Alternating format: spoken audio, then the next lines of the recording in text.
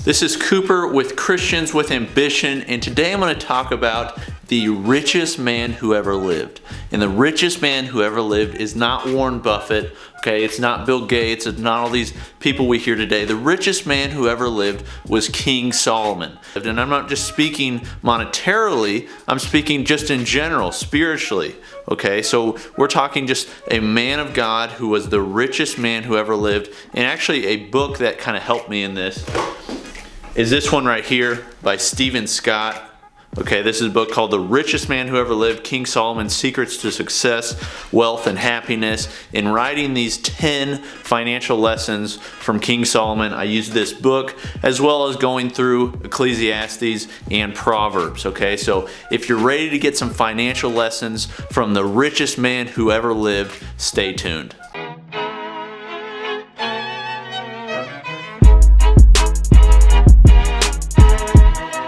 King Solomon, the son of David, a man after God's own heart was David, the Bible says. But King Solomon was so knowledgeable, so intelligent, had so much wisdom that people would come to him from far away to basically just hear what he had to say. Okay, this was a man who in our present time would be seen as not only the wealthiest man, but also the most intelligent man. And as we can see today, wealth does not always equal intelligence. So to have both of those things, both knowledge and wisdom, and also monetarily be wealthy, okay, this is a man that was just powerful.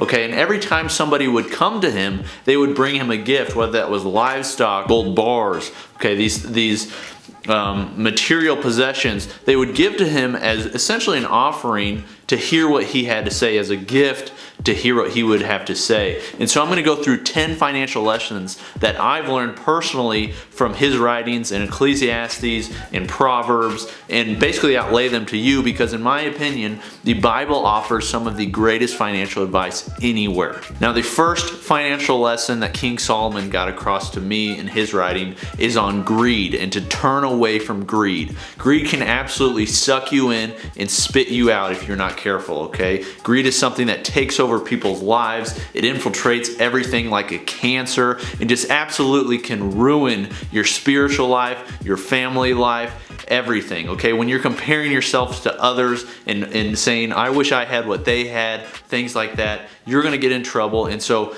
this is something that, Solomon talked about quite extensively in his writings. The first verse, such is the fate of all who are greedy for money. It robs them of life. That's Proverbs 1:19. The next one, greed brings grief to the whole family, but those who hate bribes will live. That's Proverbs 15:27. Greedy people try to get rich quick, but don't realize they're headed for poverty. Proverbs 28:22.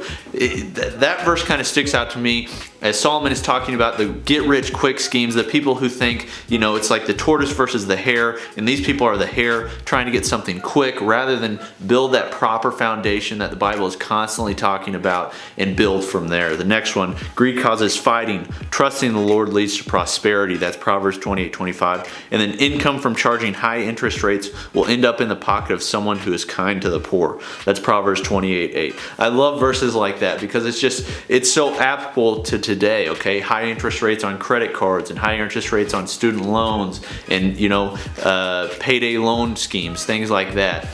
This is talking about, those will end up in the pocket of someone who is kind to the poor. It's funny to see these verses. Okay, so obviously greed, this is something that Solomon, takes seriously and does not want you to be greedy. And it's funny, you see King Solomon, the wealthiest man who ever lived, talking about how greed can terrorize your life, can take over your life. It is not something that you want, and it's something that you want to turn away from. Him being the wealthiest man of all is saying that. That's definitely advice that I would want to heed, and I suggest you do as well. The next one, okay, diversify your life.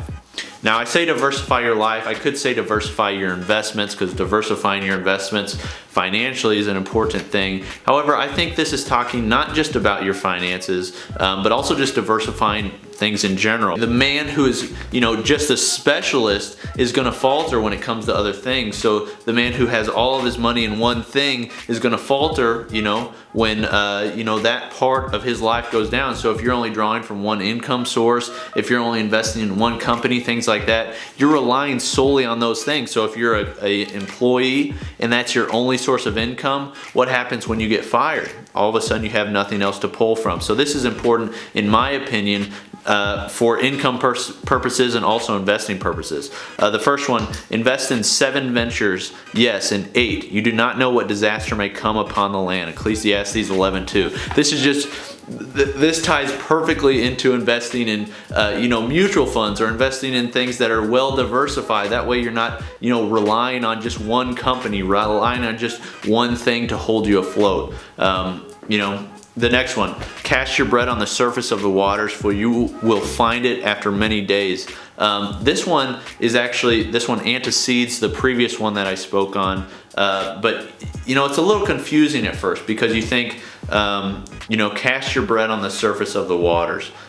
When you think that, you're thinking, okay, if I throw this out, this is just going to come back soggy and moldy, and there's really no purpose for it. But what he's talking about is Solomon was a man who was involved in exporting, importing, things like that. And so what he's saying, when he would send out grain on ships, he would send it in multiple ships. That way they weren't all in one ship, and if that ship capsized, he would be done for. So spreading it out, diversifying. Solomon knew the value of diversification, and I think we should too, based on his writings. The next one, and this is something I've talked on extensively, and actually I'll put a link in the bio below and a link somewhere up here for you to watch this video on debt, okay? And this is something I'm passionate about. I think in America today we take on way too much debt, and this is something that Solomon thinks you should reduce, okay? So if you go here, the rich rules over the poor and the borrower becomes the lender's slave. That's Proverbs 22:7.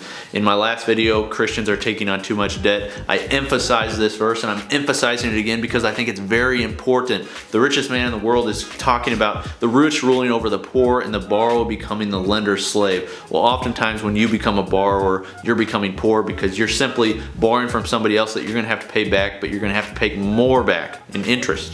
Okay, the next one. Not be a man who strikes hands in pledge or puts up security for debts. If you lack the means to pay, your very bed will be snatched from under you. Okay, that's Proverbs 22:26. And what he's saying is, by borrowing from somebody, if you don't pay that back, you're up to the mercy of that person. So you become their slave. They own you and your possessions if you don't pay that back. Okay, and he's saying this is essentially somebody who's defaulted on their debt, defaulted on their loan, and somebody's taking that out from under them. Okay, that's wise words from Solomon. And I just want to make something clear here. In my study of the Bible, nowhere within the Bible can I find debt being a good thing. Okay, we talk a lot about leverage and things like that, and that being a good thing. And sometimes I think that leverage would be good, but then I go back to the Bible, and nowhere within there does it say it's a good thing. Now, does that mean it's necessarily always a bad thing? I don't think so. But again, it doesn't say anywhere that debt is a specifically good thing. Okay, number 4, advice given is only as good as the advisor. This is something I really like because I'm an advisor, and I think that I'm a stand-up advisor, but that being said, you need to be careful who you listen to.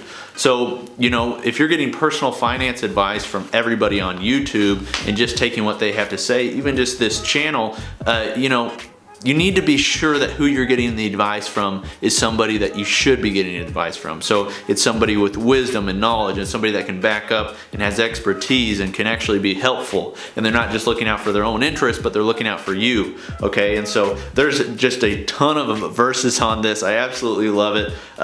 Without counsel, plans fail, but with many advisors, they succeed. That's Proverbs 15:22. Listen to advice and accept instruction, that you may gain wisdom in the future. Many are the plans in the mind of a man, but it is the purpose of the Lord that will stand. Proverbs 19:20 through 21. When there is no guidance, a people falls, but in an abundance of counselors there is safety. Proverbs 11:14. So having godly men around you that can advise you, that can help you, that can give you wisdom, that can build you up when you're down, these are things that are important. And Solomon recognized those. Last verse I'll read. The way of a fool is right in his own eyes, but a wise man listens to advice. That's Proverbs 12:15. Okay, I'm going to read that again because I just love it. The way of a fool is right in his own eyes. So we think that things are okay in our own eyes, but a wise man listens to advice. So you listen to a wise man like Solomon, listen to people that could tell him things, listen to his father David, who was a man after God's own heart, so he could learn things. And those are things we need to be aware of. Okay, the fifth one, take hold of opportunities.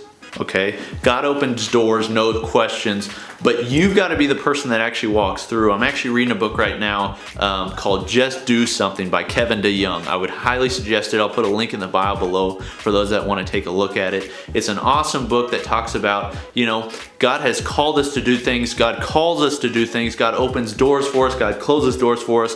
But ultimately, it's upon us to go through those doors, okay? If God, there's a satirical news article that I saw one time where it was like, man 82 is still waiting at home, waiting for God to tell him what to do. He's just sat there for his whole life. That's kind of the picture we get of people who don't actually seek God's will. They don't pursue things. They don't go out and do things. They just sit there and wait for an answer. Now, there's certainly a time to sit and be patient and wait, but in the same sense, we need to be ambitious about God's goals, okay? And we need to pursue what God has for us, and we need to do and be the hands and feet of Jesus. Okay, and so the verse here, now you are a body of Christ and individually members of it.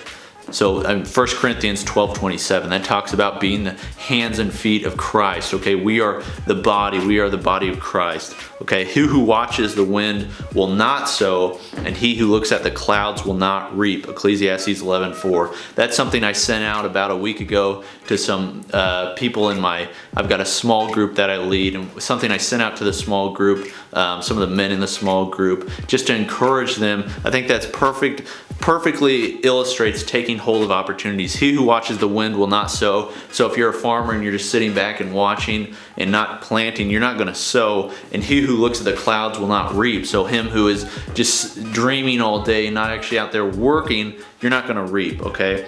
And then the final one, just as you do not know the path of the wind and how bones are formed in the womb of the pregnant woman, so you do not know the activity of God who makes all things. That's Ecclesiastes 11:5. Okay, we do not know the activity of God, okay? We don't know everything that is going on, but we do know what we're called to, and we do know how we are supposed to live, and that's to live as Christ and live with Christ in us and to pursue the things of Christ. Okay, number 6. Hard work is important. I just want to say this real quick. This is a long video. If it's too long for you, feel free to pause it and come back. But I think these are important. And I think, sometimes I like talking about these in longer detail rather than just the short videos, because there's some true things that need to be illustrated here. But number 6, as I said, is hard work is important. And this is something, this is something that certainly King Solomon takes very seriously.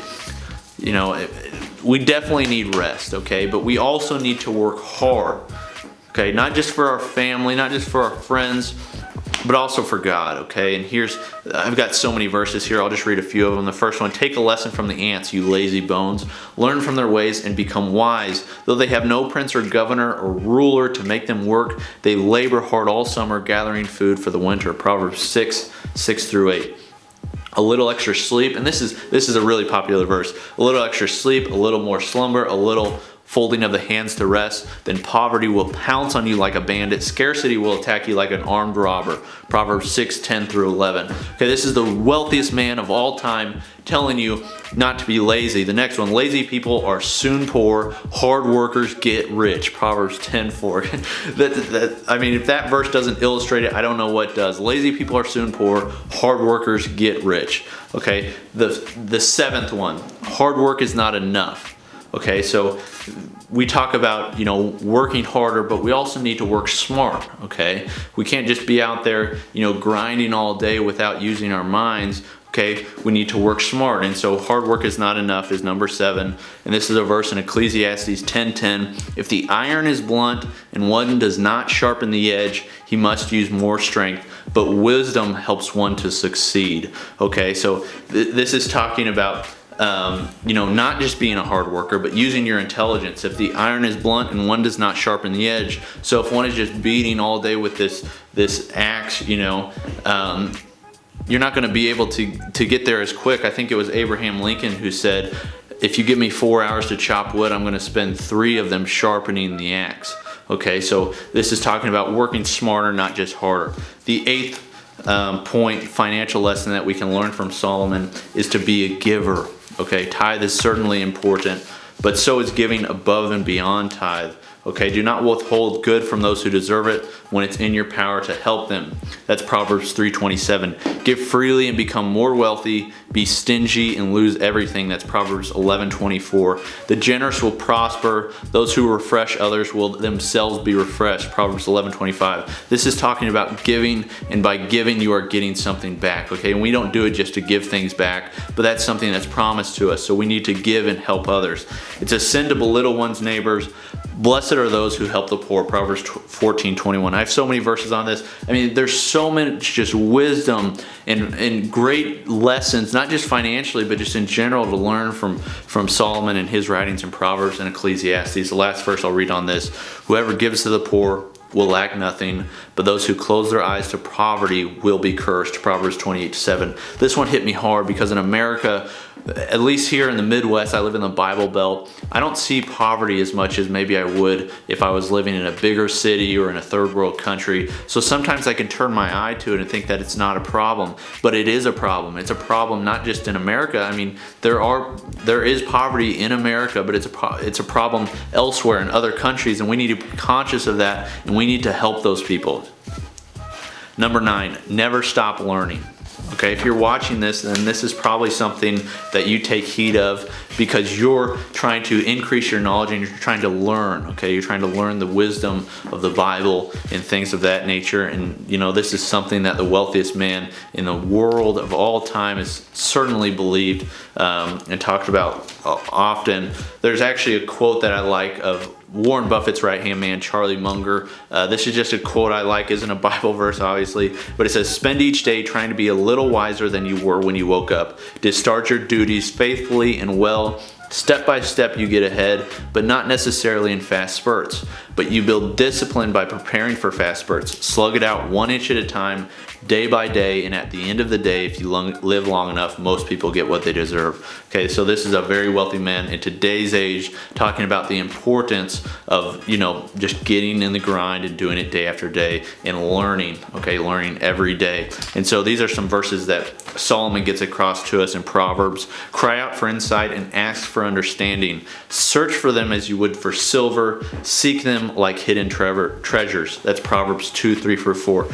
Choose my instruction rather than silver, and knowledge rather than pure gold, for wisdom is far more valuable than rubies. Nothing you desire can compare with it. That's Proverbs 8:10-11. And the last one, wise words are more valuable than much gold and many rubies. Proverbs 20:15. So this is a man who had everything, and he's saying that he would rather have wisdom and knowledge than the many gold bars and the rubies and just the stacks of silver that he had.